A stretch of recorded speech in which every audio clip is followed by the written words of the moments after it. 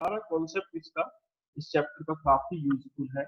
So as you know, we are from Suraj Group of Schools, okay, and we are dealing here with circular motion, and this is the fourth lecture on circular motion. Now, I would like to deal with the next important concept of circular motion, that is called radius of curvature. This is called radius of curvature.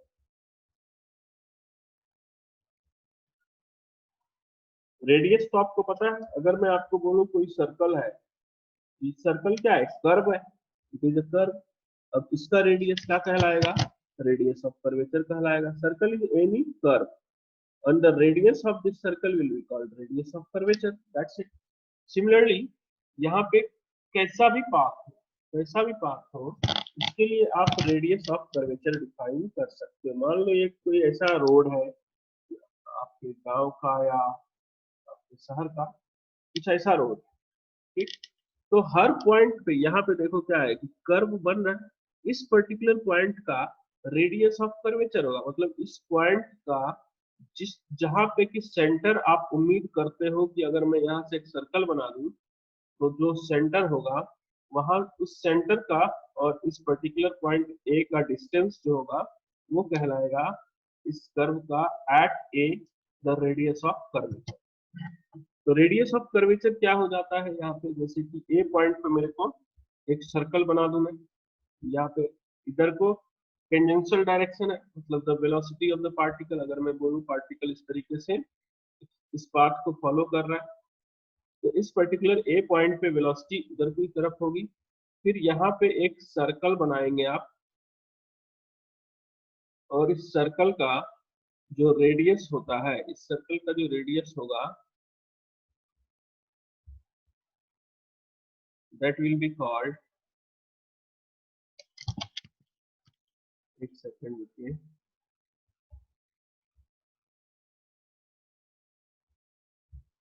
यहां से मैं एक centre, ये circle का centre और इस point को मैं मिला देता हूं दोनों को. तो ये होगा radius of curvature of this curve at point A. अब यहाँ पे आप देखो, यहाँ पे आपको देख के लग रहा हो कि एक छोटा सर्कल बनेगा. तो मतलब जिस पॉइंट पे कर्व पे जिस पॉइंट पे कर्व बहुत ज्यादा मुड़ जाए, है ना, कर्व बहुत शार्प हो जाए, उस पॉइंट को, उस पर्टिकुलर पॉइंट पे रेडियस ऑफ कर्वेचर कम होता है. मतलब ये पॉइंट देखो कितना ज्यादा कर्व हो रहा है यहाँ पे. This curve is getting turned. Okay. तो यहाँ पे जो ये जो सर्कल बना, इसका जो रेडियस होगा मैं इसको आर बी मान लेता हूँ. तो आर ए और आर बी क्या है यहाँ पे? This r a and r b is called radius of curvature. Is called what? Radius of curvature of this curve. Radius of curvature of this curve at point A and point B. At point A and point B. Okay. अब आप इस diagram से क्या देख रहे होंगे, मैंने एक रेडियस जो ए पे बनाया है सर्कल, इसका रेडियस ज्यादा है बी के, पॉइंट बी पर जो सर्कल बन रहा है उसके रेडियस. इसका मतलब कि किसी भी आर्बिट्ररी पाथ के लिए, जैसा कि लास्ट क्लास में मैंने बोला था, किसी कर्वीलिनियर मोशन के लिए, है ना, वो कर्वीलिनियर ये सर्कुलर भी हो सकता है, लेकिन इसके अलावा भी कैसा पाथ है, हर एक पाथ के लिए जरूरी नहीं है कि हर पॉइंट पे रेडियस ऑफ कर्वेचर सेम होगा. अगर रेडियस ऑफ कर्वेचर सेम है हर पॉइंट पे, तो पाथ डेफिनेटली क्या होगा? एक सर्कल होगा. तो यहाँ से आप इस पॉइंट को कंक्लूड करते हुए अगर लिखना चाहो, since RA is greater than RB, so the radius of curvature is not unique for the given curve. Okay, या फिर मैं और आसान भाषा में लिखूं, radius of curvature do not remain same, do not remain same. Radius of curvature same नहीं होता है, it changes. इसको लिखते हैं ROC, is called radius of curvature. तो ये आपको समझ में आया होगा। तो इस पाथ को अगर मैं अलग से थोड़ा सा ड्रॉ करूं, देखिए यहाँ से हम उठा के ले चलते हैं इसको।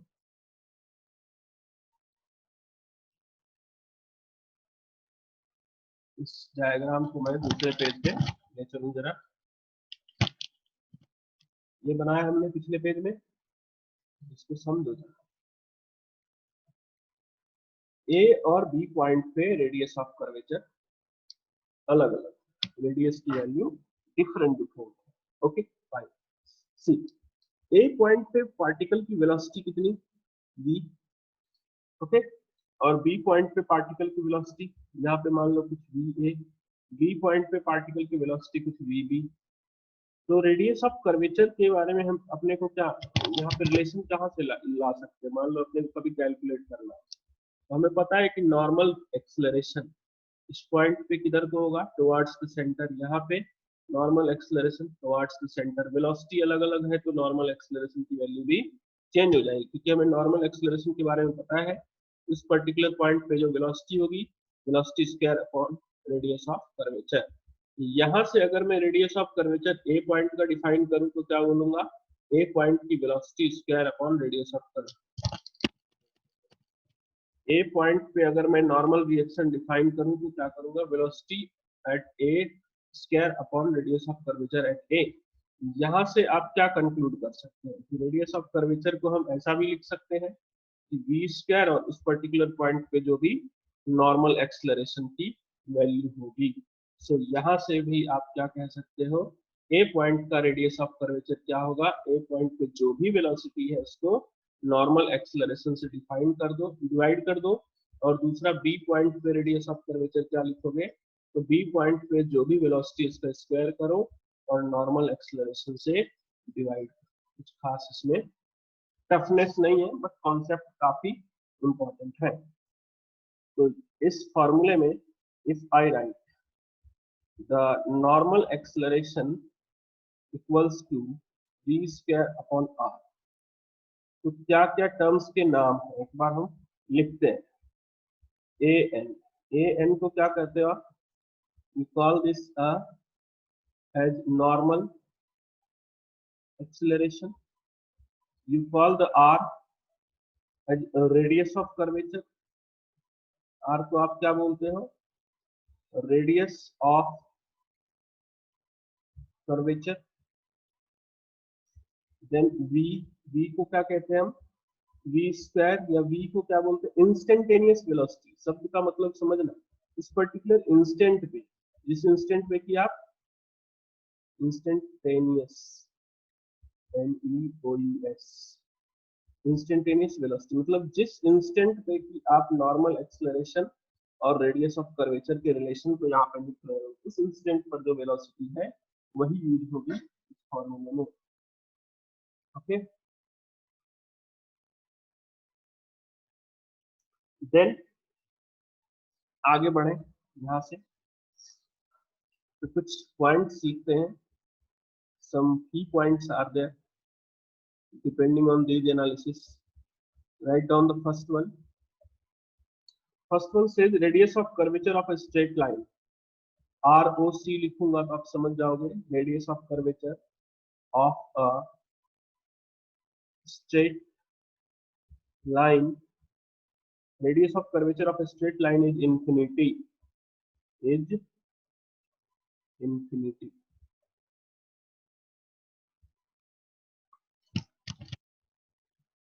ओके, क्योंकि एक स्ट्रेट लाइन पाथ है तो इसका रेडियस ऑफ कर्वेचर आपको कहाँ मिलेगा जाकर के, जो सब जहाँ पे इसका पर्टिकुलर पॉइंट में सेंटर आपको दिखेगा, तो कहाँ सेंटर दिखेगा मेरे को जाके, इंफिनिटी पे। Second important point, radius of curvature is the property of a curve, है ना। Radius of curvature is the property, very important point, property of a curve, and not the particle, and not the particle. इस शब्द का मतलब, इस line का मतलब क्या हुआ कि किसी भी सर्कुलर पाथ पे, या फिर मान लो कोई भी आर्बिट्ररी शेप है, ऐसा करके कोई पाथ है, इस पे आप जाते हो एक बार बाइक लेकर के, ठीक, दूसरी बार आप जाते हो कार लेकर के, तो क्या बाइक और कार के लिए अलग अलग रेडियस ऑफ कर्वेचर तो नहीं होगा ना। जो पार्टिकल इस पे मूव कर रहा है उस पे डिपेंड नहीं करता है रेडियस ऑफ कर्वेचर की वैल्यू, डिपेंड किस पे करता है, पाथ है, ये प्रॉपर्टी है किसका, कर्व का।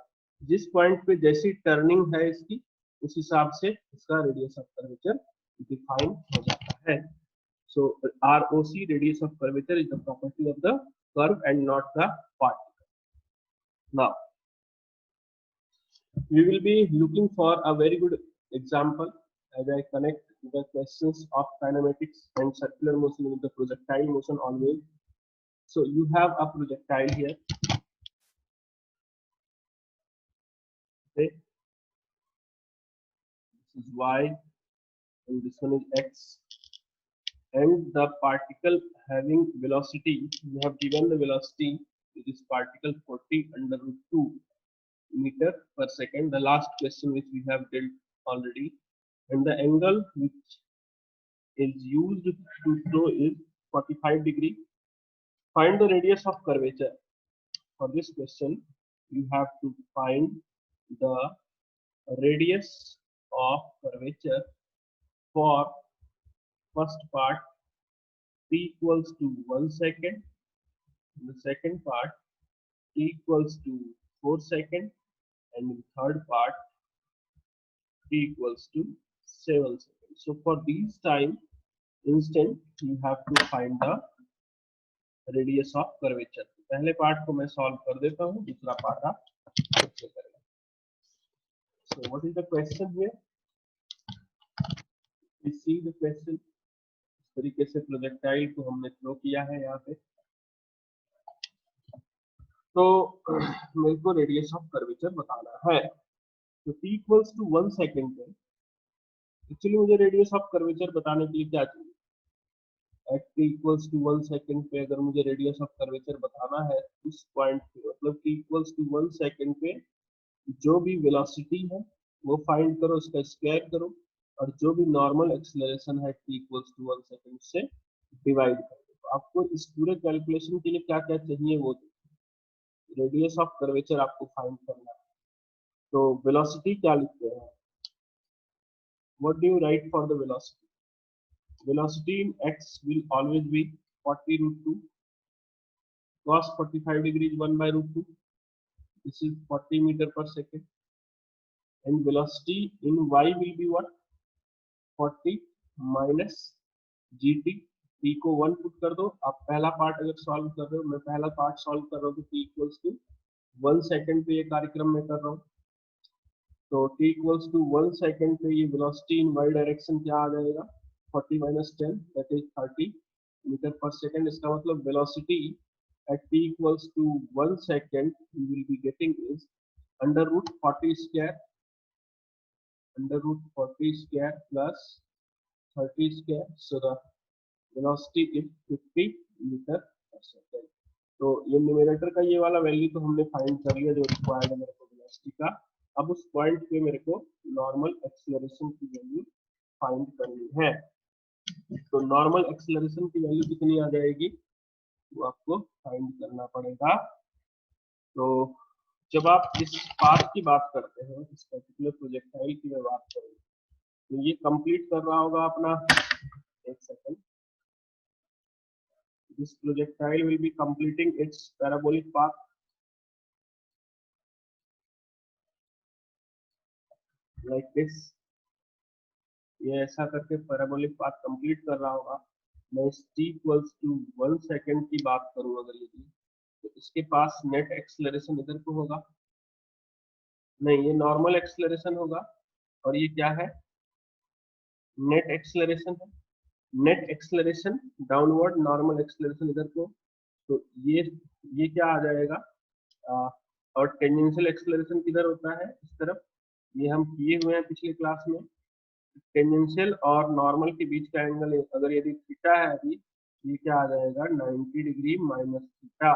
नॉर्मल एक्सेलरेशन को मैंने कैलकुलेट किया था, जिसकी की वैल्यू क्या थी आपको मैं दिखा दूं, दिखाना जरूरी है या फिर आप समझ जाओगे। ये वैल्यू हमने कैलकुलेट की थी, एक सेकंड रुकिए, आप लोग ट्राई करिए इस प्रॉब्लम को। थोड़ा फास्ट हो गया आज, but you guys please try this problem.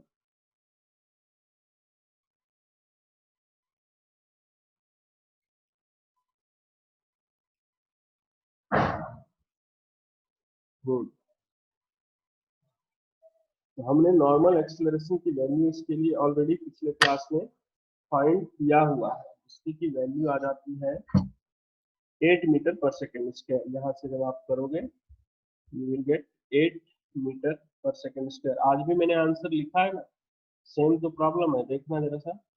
यहाँ पे t इक्वल्स टू 1 सेकेंड पे नॉर्मल एक्सेलरेशन क्या है, 8 मीटर पर सेकेंड स्क्वायर। बाकी सारी चीजें सेम है, आप देख लेना कैसे हमने नॉर्मल एक्सेलरेशन फाइंड किया है। Hence at t equals to 1 second the radius of curvature will be written as velocity square upon normal acceleration. What is the velocity square here? 50 square, so 50 into 50 divided by 8. You will get the radius of curvature equals to 2500 by 8 meter. 50 equals to 1 second पे आ जाएगा radius of curvature. बाकी का मैं answer आपको बता देता हूँ, आप इसको ट्राई कर लेना और आंसर को मैच कर लेना। सेकेंड पार्ट में आ जाएगा आंसर 160 160 मीटर, और इसमें फिर सेम आ जाएगा आपके पास 2500 बाय 8 मीटर। ये रेडियस ऑफ कर्वेचर की वैल्यू आ जाएगी। पहले पार्ट को मैंने कर दिया है, सेकेंड और थर्ड पार्ट आप खुद से कर लेना। Come to the another few important points. Okay, so writing the note. First one, when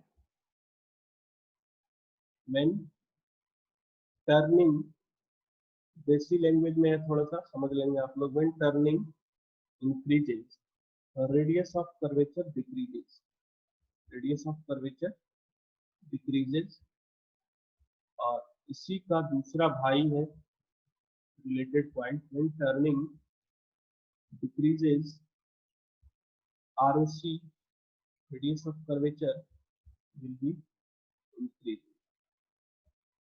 point तो आप समझते हो, अभी भी मैंने आपको शो भी किया है। Second point, in a projectile motion, in a projectile motion, in NEET वालों के लिए खास करके है पॉइंट, डायरेक्ट क्वेश्चन आ सकता है। In a projectile motion minimum radius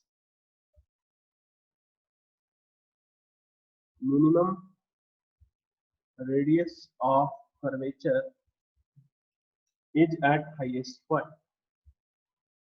Minimum radius of curvature is at highest point. Okay. And maximum radius of curvature and maximum radius of curvature is at the point of projection. Is at the, जहां से आप throw करते हो उस point पे radius of curvature क्या होगा, maximum होगा, और जो मैक्सिमम पॉइंट होगा उस पॉइंट पे रेडियस ऑफ कर्वेचर मिनिमम होता है। थर्ड इंपॉर्टेंट पॉइंट हम ऑलरेडी लिख चुके हैं, मैं आपको बता देता हूँ क्या है। where we have written the points, this one, radius of curvature is the property of the curve, property of a curve and not the particle. Okay, मतलब बाइक है, बाइक के लिए रेडियस ऑफ कर्वेचर जो होगा वही car के लिए भी होगा, ऐसा करके ये पॉइंट में बनाने का प्रयास करता है, लेकिन हम ऑलरेडी लिख चुके हैं, so we do not need to write.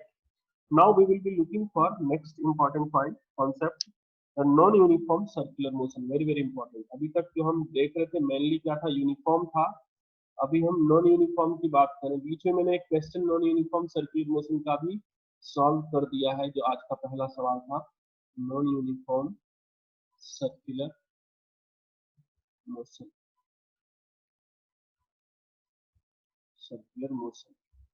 तो इसको आप शॉर्ट में क्या लिख सकते हो, नॉन यूसीएम,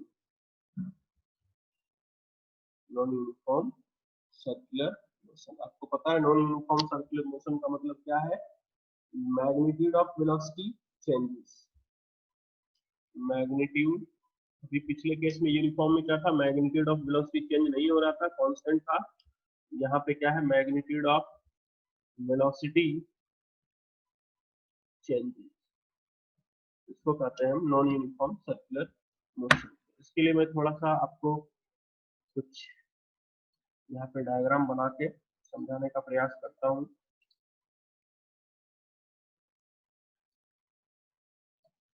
देखिए ये एक सर्कल है, सर्कुलर पाथ है, और इस सर्कुलर पाथ में क्या है कि ये मान लो सेंटर, सर्कुलर पाथ का सेंटर है सी, और इस सर्कुलर पाथ के इस पॉइंट से अगर ये देखो तो मेरे को सेंट्रीपिटल एक्सेलरेशन किधर को दिखेगा, अपवर्ड डायरेक्शन में।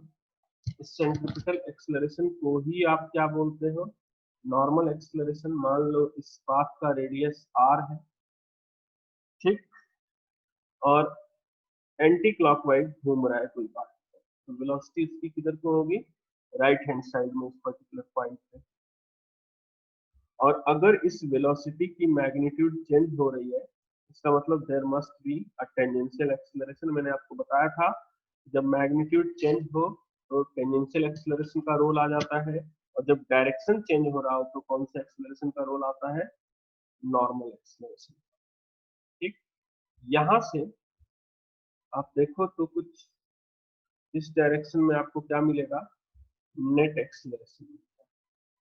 Okay, you get the net acceleration in this direction. यहां से हम नेट एक्सेलरेशन को इन द वेक्टर फॉर्म क्या लिख सकते हैं, लेक्चर रिस्टार्ट करना पड़ेगा because of exceeding the time limit, so you guys will be sending me the request as soon as possible. I'm waiting for you.